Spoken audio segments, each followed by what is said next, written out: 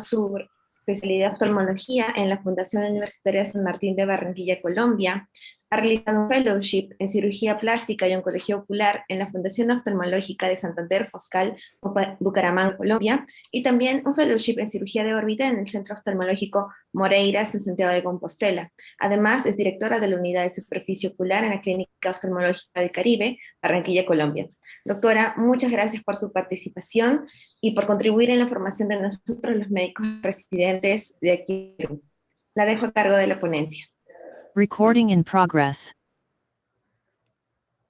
Muy buenos días para todos. Muchísimas gracias por esta invitación tan especial. Soy un amante de la academia, del aprendizaje y de la enseñanza, y es muy grato para mí estar el día de hoy con ustedes. Muy bien. Vamos a empezar. El tema que vamos a tratar hoy es blefaritis, pues por Demodex, y hacer un repaso general de lo que es la blefaritis como tal. Entonces,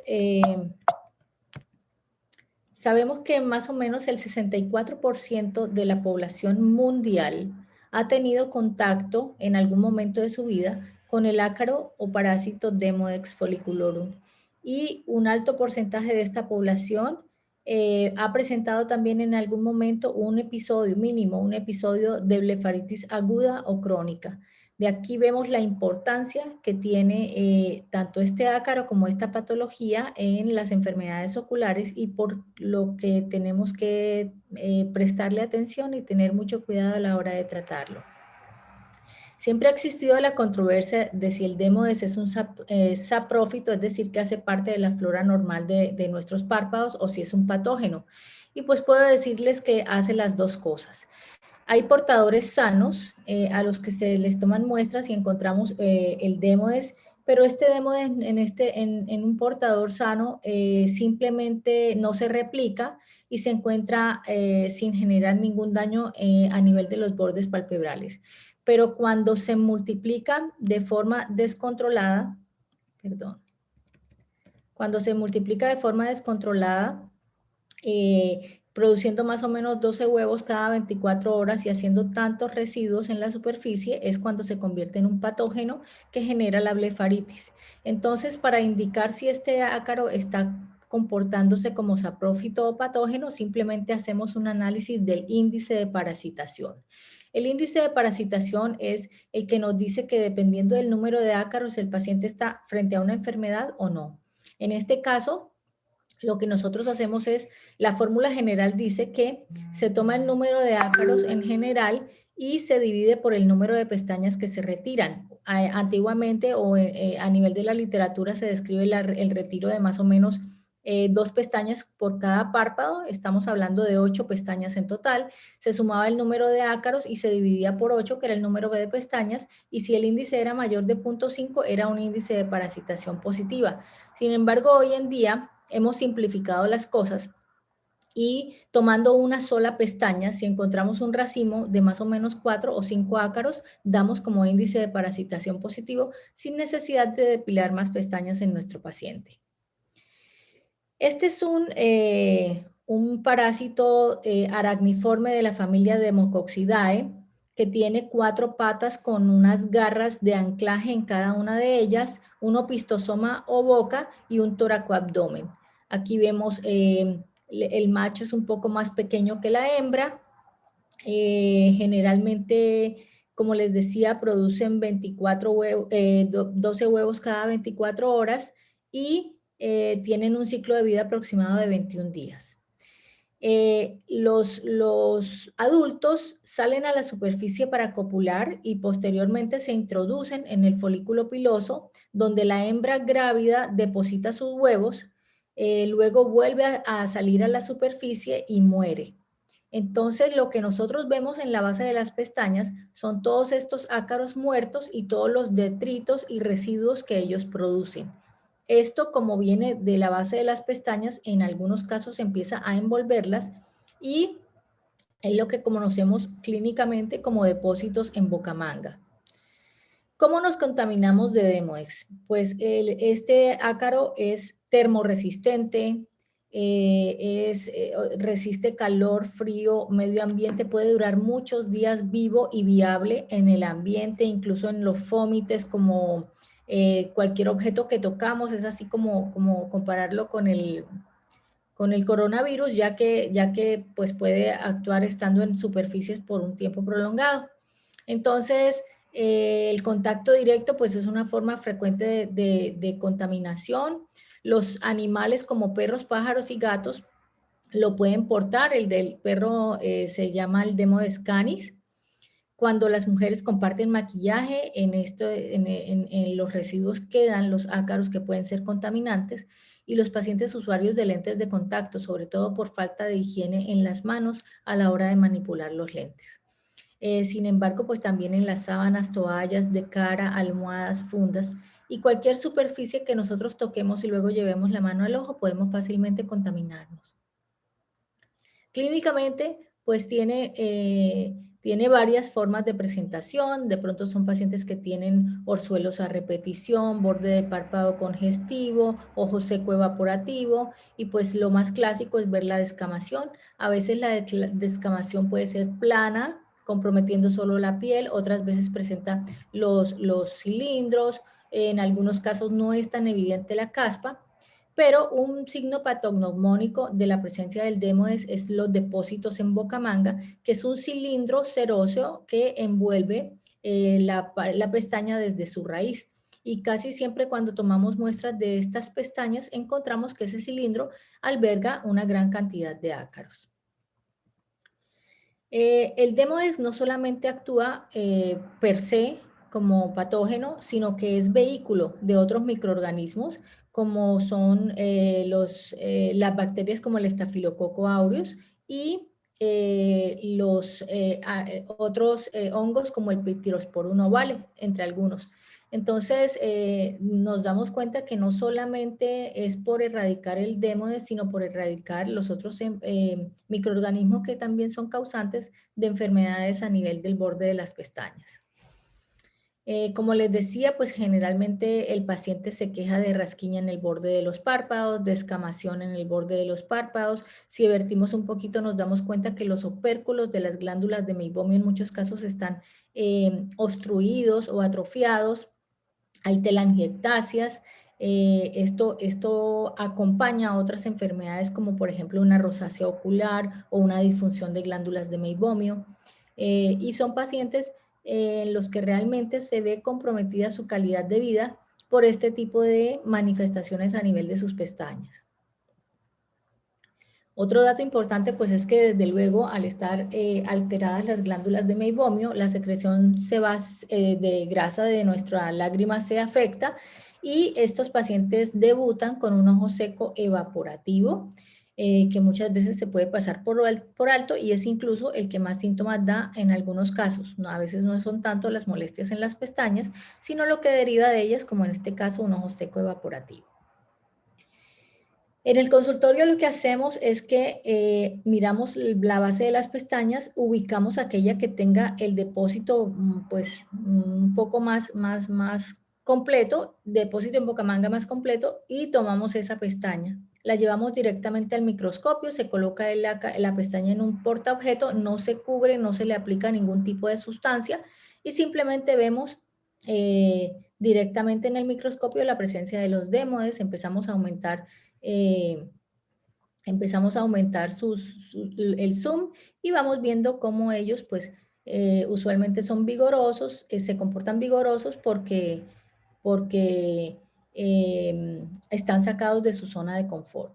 Entonces, pues el diagnóstico de la presencia del Demodex es muy sencilla, y el índice de parasitación lo contamos dependiendo de cuántos parásitos encontramos y de lo que clínicamente tiene nuestro paciente.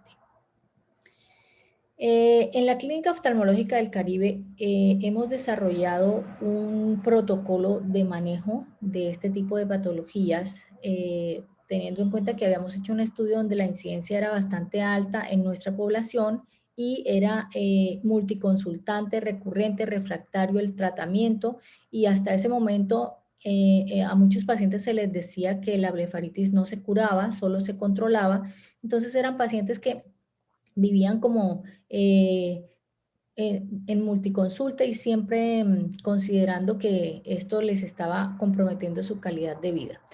Con el protocolo que nosotros establecimos, pues es importante saber que el paciente necesita tener controles periódicos porque de lo contrario puede recaer, y hasta el momento llevamos un récord de un alto porcentaje que más adelante les voy a mostrar en un estudio de pacientes asintomáticos por más de 5 años, que es un reto importante teniendo en cuenta lo que hasta ese momento era la historia de la blefaritis en los pacientes. Entonces, nuestro tratamiento le llamamos blefaroterapia. El primer punto de esto es un tratamiento que hacemos intrainstitucional con personal calificado y entrenado para realizarlo, en el cual lo primero que hacemos es colocar calor controlado en mi paciente. Una alternativa que tenemos son las gafas térmicas de TEA, en las cuales se emite un calor controlado, y también en otras ocasiones usamos calor mecánico a través de diferentes antifaces con dispositivos internos que generan calor. Esto con el fin de que el poro de la glándula de meibomio y de la piel de los párpados se dilate y la grasa o el óleo que se encuentra, que son estos cerúmenes de depósito de los pacientes, se ablanden y se derritan un poco para que sea más fácil de removerse. Una vez hacemos esto con calor, expresamos las glándulas de meibomio para drenar todo este meibo que está disfuncional y dejarlas en mejores condiciones. Hoy en día contamos con un instrumento, con un equipo que se llama iLux. Este dispositivo nos permite hacer también este mismo drenaje o ordeñamiento de las glándulas de una forma más controlada. Sin embargo, pues los costos a veces de los consumibles de este producto pues no son asequibles para todos los pacientes. Entonces, en aquellos que no tienen acceso al iLux, pues lo hacemos con una expresión manual de glándulas de meibomio. Después de que tenemos todo el drenaje de las glándulas, hacemos el lavado de borde de párpados, que se hace con una solución jabonosa. Hoy en día contamos con excelentes productos para esto, los cuales no solamente hacen efecto mecánico de barrido, sino que tienen efectos acaricidas y efectos bactericidas. Entonces, removemos todas estas caspas y todo este material que se encuentra en la base de los párpados. Hacemos, como les decía, un lavado en el paciente. Es importante que sepan que pues yo aplico un poco de alcaíne para evitar que esto le moleste al paciente, aunque generalmente no es un procedimiento doloroso ni incómodo. Luego usamos la ivermectina. La ivermectina tiene altas propiedades acaricidas y bactericidas. Entonces, aplicamos directamente en la base de los párpados el producto que viene en colirio, y embebemos las pestañas en la ivermectina al 0.05% y esperamos a que se produzca un secado de este producto. No lo removemos, no lo retiramos, sino dejamos que se absorba y que se quede en la base de las pestañas. Esto no irrita, no molesta y no causa ninguna sensación en mi paciente. Después utilizamos el metronidazol, que en Colombia se conoce, tenemos el nombre comercial de Roxes. Es un gel transparente que también lo aplicamos en la base de las pestañas, y este nos permite tener un efecto un antibiótico bactericida, sobre todo porque, como les decía, el estafilococo casi siempre está acompañando al Demodex, y este también tiene un efecto a nivel del Demodex. Finalmente utilizamos el tacrolimus en crema para masajear el borde de los párpados, ya que muchos de estos pacientes cursan con dermatitis en la base de las pestañas por esta descamación e irritación que causa el ácaro. Entonces, esto genera un efecto antiinflamatorio, suaviza la piel de los párpados y genera una sensación de confort que les agrada mucho a los pacientes. Aquí tenemos cómo vemos un paciente antes de iniciar el lavado y después de haberlo realizado. El cambio realmente es significativo. En cuanto a lo que dejamos a nuestro paciente, pues le dejamos tetraciclinas vía oral y la acitromicina en gotas. No sé si ustedes la tienen en Perú disponible, pero en Colombia sí contamos con este producto que ha sido de gran ayuda en el tratamiento de estos pacientes. Por último viene el instructivo. Nosotros generalmente hacemos 4 sesiones, una sesión cada cuarto día, teniendo en cuenta que el ciclo del parásito es de 21 días. Pero el paciente desde luego tiene que continuar con el lavado en casa porque de lo contrario es muy fácil la reinfectación. Entonces nos demoramos más o menos, muchos oftalmólogos son detractores del lavado en casa porque dicen que el paciente nunca lo realiza bien y tienen toda la razón. Para evitar esto, nosotros nos demoramos casi que 20 minutos enseñándole al paciente cómo se hace el adecuado lavado de párpados. Le explicamos que cómo debe hacer el lavado. La mayoría, si ustedes les preguntan, siempre van a decir que cierran los ojos y se lavan así, y ahí no estamos haciendo nada, porque la base de las pestañas queda oculta después del parpadeo. Entonces, les explicamos todo, les hacemos un demo de esto, les entregamos un instructivo por escrito y garantizamos que mi paciente se va a ir con la lección aprendida de cómo debe lavarse los párpados y desde luego citas de control donde monitorizamos que el paciente lo esté haciendo bien. En cuanto a las soluciones jabonosas que usa mi paciente en casa, para lavarse los párpados, pues todos yo creo que tenemos alto conocimiento sobre los aceites los detergentes a base de aceite de árbol de té. El aceite de árbol de té, pues puro, es muy irritante, entonces hay que diluirlo y en las concentraciones bajas, pues realmente pierde su poder acariostático. O sea, el aceite de árbol de té es un acariostático. Su mecanismo de acción es atacar el sistema nervioso central del ácaro, lo paraliza, pero realmente no nos damos cuenta en qué momento muere. Entonces, era como la sustancia panacea, por decirlo de alguna manera, hasta este momento para tratar la blefaritis. Sin embargo, se hizo un desarrollo tecnológico encontrando con otros aceites esenciales un verdadero poder acaricida y tenemos un producto pues muy interesante. Como les decía, el aceite de árbol de té, pues deja el parásito, no podemos identificar si está muerto o está vivo, mientras que con el producto de otros aceites esenciales nos damos cuenta cómo le empieza a hacer un encorvamiento de su toracoabdomen y empieza a perder volumen hasta que finalmente se destruye. Entonces, ¿qué ocurre? Que con el aceite de árbol de té nosotros tenemos un ácaro que puede morir con los días, pero queda entero, haciéndonos más residuo y detrito en la base de las pestañas. Pero con el nuevo producto se hace realmente una lisis, una destrucción del ácaro y una mayor remoción de los detritos, evitando el acúmulo de caspa en la base de las pestañas de mi paciente. Hicimos un estudio comparativo del tiempo en el que se demoraba o cómo actuaba el aceite de árbol de té en el ácaro y cómo actuaba el producto con los nuevos aceites esenciales. Encontrábamos que al minuto se producía una irritación, esto es con el aceite de árbol de té, se produce una irritación del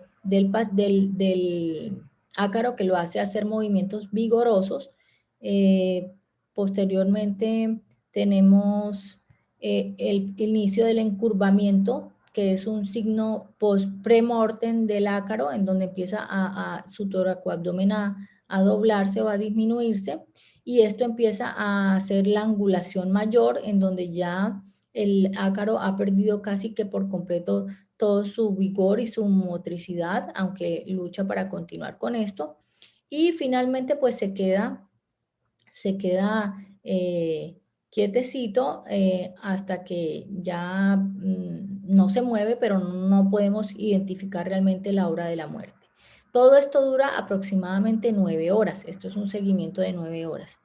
Con el nuevo producto, tan pronto nosotros aplicamos el producto en el ácaro empieza esa angulación premortem y si se dan cuenta la cola se acorta y empieza a generarse como una pequeña lisis. Esta lisis continúa, o sea, el cuerpo del ácaro empieza literalmente a destruirse y pues ya él no logra ni siquiera hacer movimientos vigorosos ni nada por el estilo. Seguido de esto, pues se hace una destrucción completa, una lisis total de la cola, quedando solo su abdomen, su toracoabdomen muy reducido y inmóvil. Y finalmente, pues tenemos un ácaro que ya que empieza a terminar de destruirse casi que por completo.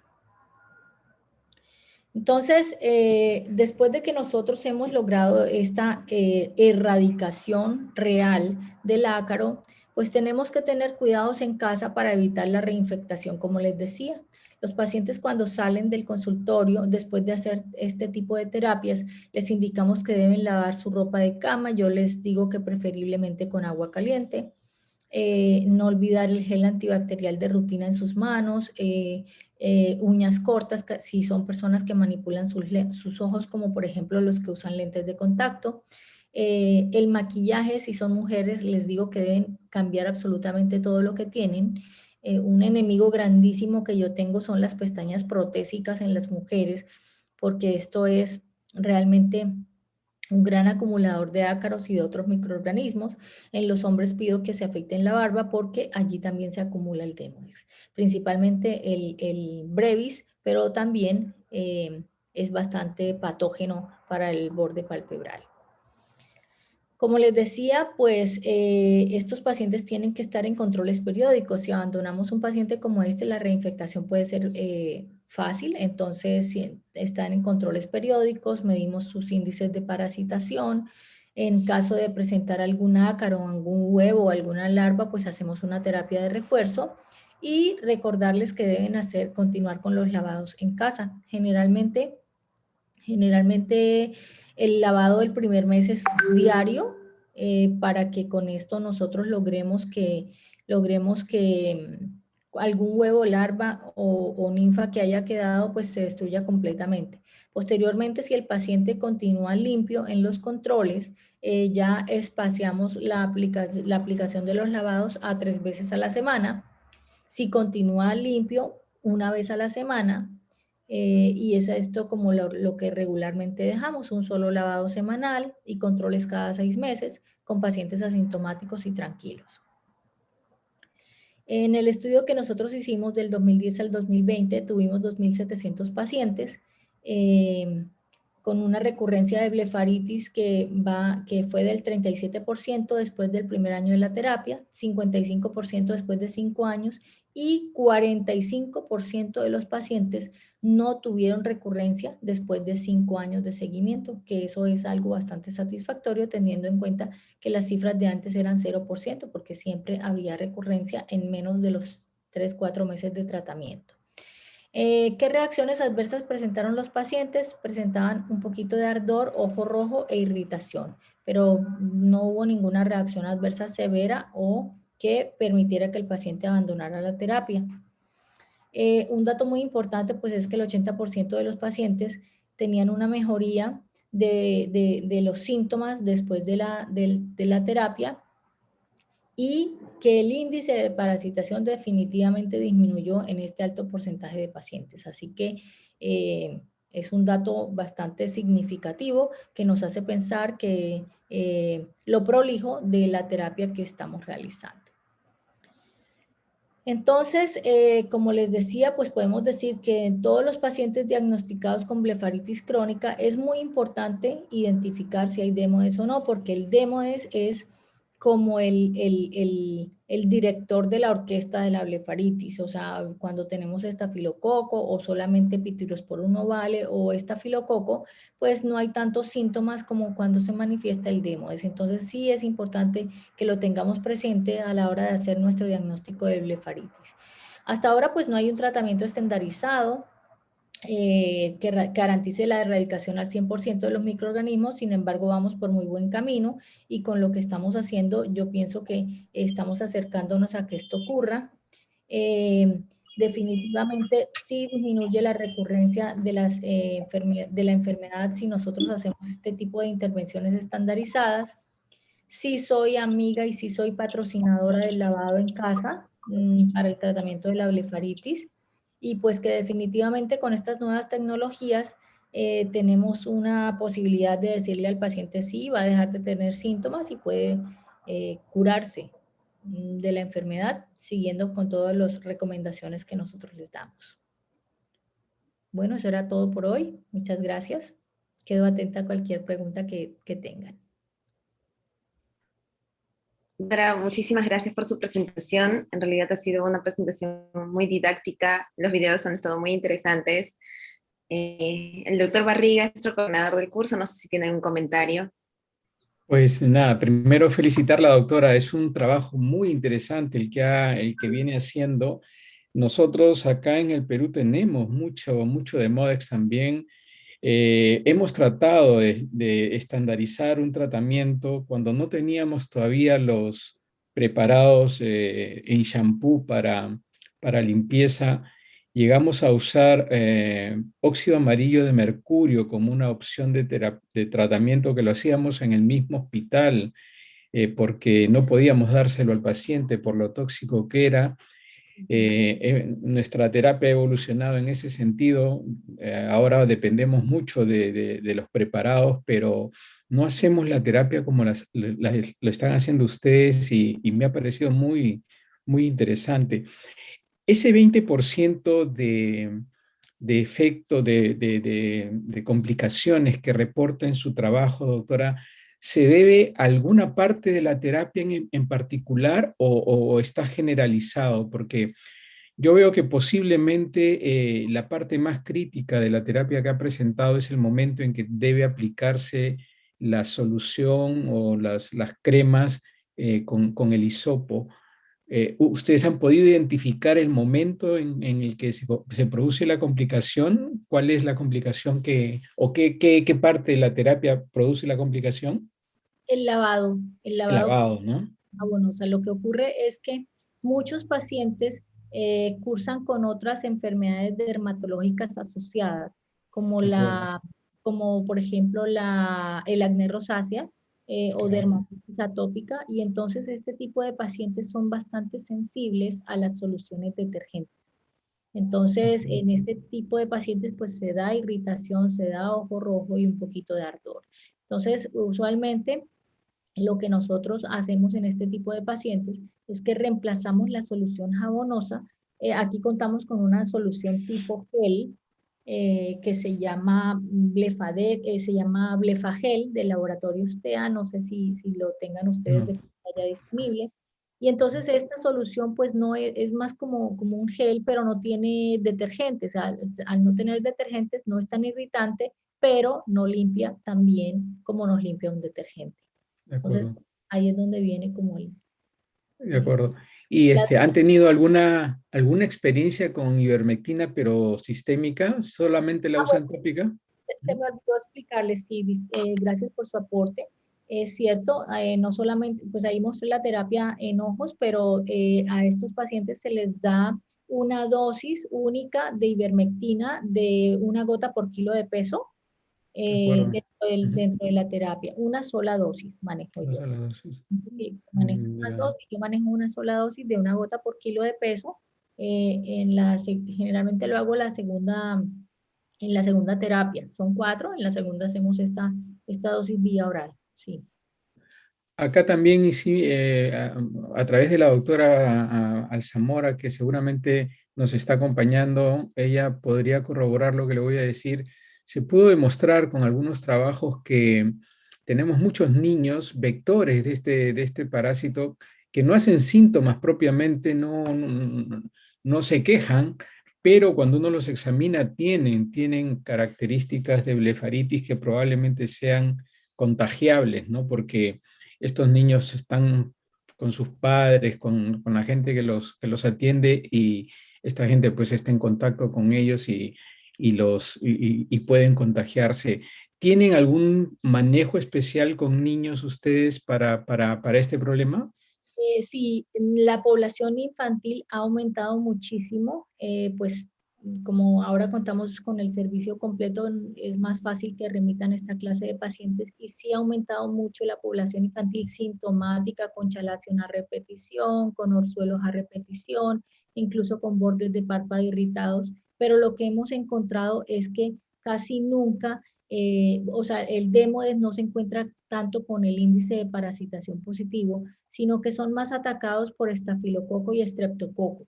Entonces, generalmente si usamos la blefaroterapia, modificamos un poco en ellos las dosis, pero sí hacemos la terapia completa.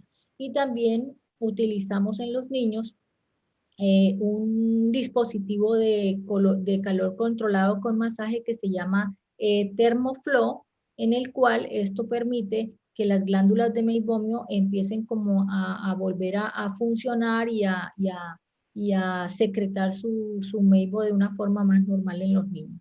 Pero sí hacemos lo mismo, solamente disminuimos las concentraciones de los productos, pero hacemos más o menos la misma terapia.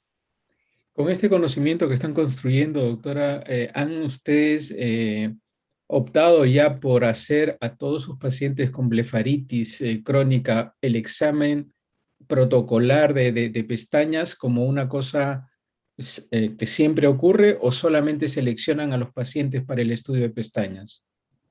No, bueno, generalmente tenemos 3 protocolos importantes en la clínica. El primero es todos los pacientes que van a ser operados de catarata. Si el oftalmólogo en la consulta identifica la presencia de blefaritis, se remiten a la unidad de superficie ocular y hacemos el tratamiento, y una vez el paciente está limpio, se envía para la cirugía de catarata. Esto ha mejorado mucho los resultados quirúrgicos, porque recordemos que pues esto también da un ojo seco evaporativo, y recordemos que pacientes con ojo seco, pues el resultado del posquirúrgico de catarata no es tan satisfactorio como a veces se espera. Entonces, mandando estos pacientes así, se evitan infecciones posquirúrgicas y se mejora mucho el resultado refractivo, porque la calidad de la lágrima se mejora. El otro protocolo que se tiene es con los pacientes de glaucoma. El paciente con glaucoma también cursa con este tipo de trastornos a nivel de párpados, y también se remite así. Y lo que ocurre es que al contar en la clínica con el departamento, pues es más fácil que todos los médicos puedan derivar fácilmente a cualquier paciente que identifiquen como con descamación. Y nosotros finalmente confirmamos el diagnóstico a través del protocolo microscópico del ácaro. Muchas gracias, doctora. He acaparado el micro, pero estaba muy interesante toda su información. Tenemos algunas preguntas de nuestros residentes, por favor. Sí, sí, doctora. Mariel. Sí, tenemos unas preguntas, doctor. Una de ellas es que si ustedes también tratan a los familiares, por ejemplo, a los esposos, ¿no? Y en caso el parásito sea termorresistente, ya sea con el lavado de agua caliente, este de repente no es suficiente para erradicar, ¿no? Las toallas, la ropa de la cama, etcétera. ¿Qué opinión puede dar sobre eso? Sí, es cierto, tienes toda la razón. Casi siempre nosotros, cuando viene el paciente, analizamos su pareja, porque el principal contagio existe de contacto directo. Entonces sí, siempre analizamos la pareja, y en un alto porcentaje la pareja también debe ser tratada porque es portadora. El punto de los fómites, siempre después de que terminan la terapia, recomendamos el lavado de ropas de cama y no compartir. O sea, tener ya como consciente la precaución de que nunca su toalla de cara o su funda, su almohada o su ropa de cama debe ser totalmente individualizada. Esto sí es algo que hacemos hincapié, como viste en el protocolo final de enseñanzas al paciente. Bien, doctora. Otra pregunta es, en caso de infecciones recurrentes por Demodex, ¿si hay algún tratamiento especial que realizan o recomiendan? ¿No? Generalmente lo que hacemos es refuerzos de los lavados, y finalmente, pues, por efecto tanto mecánico como químico por los tratamientos, termina el Demodex disminuyendo. Realmente no hemos tenido pacientes, o sea, que no mejoran o de forma permanente. En algún momento encuentran algo de mejoría clínica después de hacer refuerzos de las terapias. Bien, doctora. Otra de las preguntas es, ¿cómo utiliza el Tracolimus? ¿Cómo lo indica? Bueno, en Colombia contamos con, aquí existe colirio de tacrolimus, pero yo no lo necesito en la superficie ocular, sino lo necesito en el borde palpebral. Entonces eso viene en un ungüento de uso tópico. El nombre comercial es Cromus, es distribuido por el laboratorio Procaps, y se le dice al paciente que coloque en un aplicador o en un cotón un poquito del ungüento y realice masaje en el borde de los párpados con el producto antes de dormir. Ok, perfecto. Otra pregunta que tenemos, doctora, es en cuanto al aseo palpebral en casa, ¿cuántas veces lo recomienda al día? Y si explican al paciente cómo proteger el globo ocular. Bueno, nosotros entregamos una hojita, bueno, no la traje hoy en la presentación, en donde les indicamos, lo ideal es hacerlo en la noche, porque un buen lavado pues requiere más o menos de unos 20 minutos de tiempo del paciente, y hacer un lavado ligero matutino pues no es tan efectivo, por decirlo de alguna manera. Entonces generalmente les recomendamos que lo hagan en la noche. Les pedimos que primero se pongan en un recipiente con agua tibia, coloquen una toalla y luego esa toallita tibia la coloquen en sus ojos por unos 5 minutos para generar el calor que nosotros generábamos en la terapia. Después de esto les pedimos que con aplicadores y damos el instructivo y como les digo, les hacemos un demo en el que en el aplicador se coloca la solución espumosa y este tipo de soluciones no son irritantes para la superficie ocular, tienen un pH que permite que sea amigable a la superficie ocular, así que no hay ardor ni ocurre nada raro si esto cae a nivel de la superficie ocular, entonces no se necesita una protección especial. Se hace el lavado con los movimientos explicados en el demo que le mostramos al paciente y luego le pedimos que se enjuague con abundante agua y se aplique pues en el caso que sea el ungüento que nosotros recomendemos. Muy bien. Bien, doctora, y creo que tenemos una última pregunta, es sobre el uso de la citromicina. ¿Cuál es la dosificación y por cuánto tiempo hace el seguimiento? Bueno, como les decía, aquí contamos con acitromicina al 0.01% en colirio de uso oftálmico. Se manda una gota cada 12 horas por 30 días. De esta manera, pues el paciente, esto actúa no solamente como antibiótico, sino como antiinflamatorio. El paciente manifiesta una excelente mejoría clínica después de usarlo. Nos ha ido muy bien con este producto que ha llegado relativamente hace poco a nuestro país. Bien, Bien. gracias, doctora. No hay más preguntas. Marielcita, buenos días. Buenos días. Buenos días, doctora Blanca. Buenos días. Para felicitarla por la maravillosa charla, excelente charla de la doctora Marta Lizarazo. Muy bonita, muy didáctica, y me hace recordar a los tratamientos del doctor Virgilio Galvis, que también es un excelente oftalmólogo colombiano, muy reconocido, muy parecido a lo que la doctora hace. Entonces yo le quería contar un poquito de la experiencia que mencionó el doctor Wilto Barriga, ¿no? En el año 88, que iniciamos el trabajo para tratamiento de blefaritis parasitaria, perdón, ¿aló?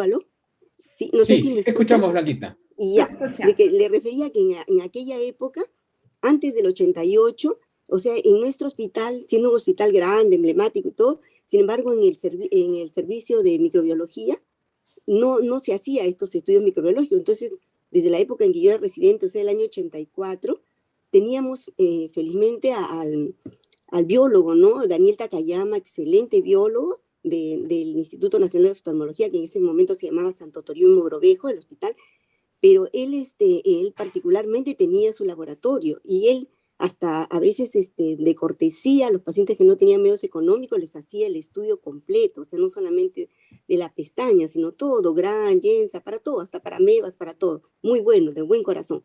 Entonces así empezamos a trabajar, o sea, desde esa época, estamos hablando de 85, 86, ¿no? Para adelante. Entonces después, con el biólogo de nuestro hospital, que, bueno, falleció por COVID lamentablemente hace poco, bueno, con este biólogo, el señor Quispe, comenzamos con él y el médico microbiólogo a enseñarles, ¿no? Que era tan sencillo con el microscopio que ellos tenían, y en esa época sí se utilizaba aceite de inmersión, como era el aceite de cedro, ¿no? En esa época. Y en esa época se tomaban 16 pestañas, o sea, 4 de cada párpado, ¿no? Así era, ¿no? Y entonces les enseñamos, y es así que hicimos el trabajo desde el año 88 hasta el 92 que lo presentamos, 100 casos tratados con óxido amarillo de mercurio al 1%. Ahora, ¿cuál era la historia del óxido amarillo? Esto lo utilizaban mucho en dermatología, pero al 3%. Entonces, en la época en que fundó nuestro servicio, que bueno, nosotros no lo hemos conocido, el doctor Vallavillano, algo me comentaron que él trató de utilizar al 3%, pero resultó muy irritante, entonces ya lo dejó. Pero nosotros lo diluimos, dijimos, no, hablamos con la jefe de farmacia para que lo prepare al 1%. Entonces, fuimos el primer hospital, o los primeros que hicimos este tratamiento de amarillo de mercurio en el Perú, en nuestro país. Entonces, como yo era la responsable de ese trabajo, yo era la única que podía prescribir eso, y era la encargada yo misma de dar el tratamiento al paciente, aparte del aseo, que en esa época no había soluciones jabonosas como tenemos ahora, derivados de aceite de algo de té, o derivados como tienen ustedes de jengibre, ¿no es cierto? Que Sí. lo que mencionó usted, el Befadex viene a ser el Zincber officinale con el aceite de alpine, ¿no? Sí. Al 0.51%, ¿no? Bueno, no teníamos eso. Entonces, ¿qué ocurrió? Que utilizamos pues el champú para bebés, ¿no? Bueno, entonces con el óxido amarillo de mercurio, que nos prepararon muy bien, entonces utilizamos, y lo que dábamos de tratamiento a estos 100 pacientes les dimos 3 sesiones, una diaria, ¿no es cierto? En el mismo servicio, yo misma le aplicaba. Y luego, a los 15 días por el ciclo vital, bueno, es hasta 21, pero a los 15 días se suponía que se habían quedado algunos huevitos, ya a los 15 días, como este óxido actúa sobre el trofozoito, entonces ahí en ese momento, cuando el ácaro ya estaba vivo, ya nuevamente a los 15 días lo citábamos y le dábamos otra sesión, otro ciclo, 3 días más. Entonces, en estos primeros resultados, suficiente con ese ciclo, 70% les fue muy bien. Excelente. El 30% disminuyó, sí, porque al mes le hacíamos el estudio de microbiológico de control, habían disminuido el número de parásitos, pero sin embargo la sintomatología persistía. Entonces volvimos a dar otro ciclo de tratamiento y nos fue muy bien. Luego, ¿qué cosa es lo que hubo, digamos, de complicación? Fue en un paciente, o sea, el 1%, ¿no? Que presentó dermatitis, pero que eso se dio con el tratamiento y la suspensión del óxido, y al final hasta incluso se le volvió a poner el óxido y ya no hizo ninguna reacción. ¿Qué cosa encontramos nosotros, como mencionó el doctor Wilito? Sí, efectivamente, encontramos en niños de 0 a 10 años en 10%, pero ya sabemos que la mayoría que encontramos fue en 41, 50 y en mayores. ¿Y por qué se sabe esto? Porque en recién nacidos, por ejemplo, no encontramos demodes. ¿Y por qué en niños se ve menos? Porque se supone que hay dos cosas, o hay un aspecto inmunológico, o lo que bien se sabe, los niños tienen menos grasa, ¿no? Niños y adolescentes en la pubertad menos grasa, hasta que ya empiezan pues en la adolescencia, ¿no? Que empieza ya la producción de grasa. Y lo otro que en relación a los, como vector, el Demodex de bacterias, efectivamente, nosotros hemos encontrado Pityrosporum ovale, ¿no es cierto? El honguito, le hemos encontrado un 10%, Staphylococcus aureus, en este trabajo estamos hablando, 20%, y Staphylococcus epidermidis en un 5%, ¿no? Eso es lo que encontramos, tuvimos que dar tratamiento complementario antibiótico. Muy bien, entonces de ahí hemos seguido los tratamientos después que era yo la autorizada. Al final todos los hospitales ya venían a comprar el óxido amarillo mercurio a la farmacia de nuestro hospital, hospitales, clínicas y todo, y se les dio esa facilidad. Quisimos hacer la patente, pero desgraciadamente el hospital se demoró un poquito, y bueno, ahora ya hay una botica magistral que prepara todos estos medicamentos. Ahora, pero nosotros seguimos en el hospital preparándolo. En aquellos pacientes que eran refractarios al tratamiento, también hemos dado ivermectina, damos ivermectina, ¿no? Una gota por kilo de peso, y entonces y lo repetimos a la semana, a los 7 días. Ahora, pacientes que tienen rosácea, el paciente que tiene rosácea, también el tratamiento con la doxiciclina, tratamiento con la dermatóloga, y en dermatología utilizan mucho el metronidazol al 0,75%, porque se sabe que el Demodex está en la glándula sebácea. Entonces, muy bien lo que ustedes también utilizan, y también mencionaba el doctor Vigilio Galvez, ¿no? Que es otra opción. En cuanto a Tracolimus, tenemos ahora en botica magistral, y hay también los preparados de Tracolimus al 0,03% o al porcentaje que uno quiera mandar a hacer. Y lo otro, tenemos también acitromicina, ¿no? Con el nombre de Surgot, y nosotros tenemos al 1%, ¿no?